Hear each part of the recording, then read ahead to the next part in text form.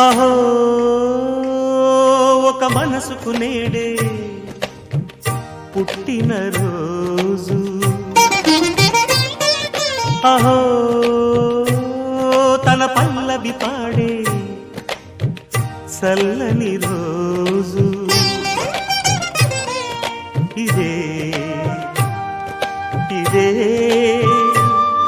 కుహు స్వరాల కానుక, మరో వసంత గీతిక జనించు రోజు.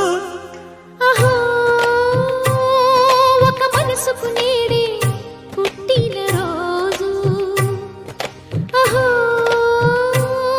తన పల్లవి పాడే చల్లని రోజు.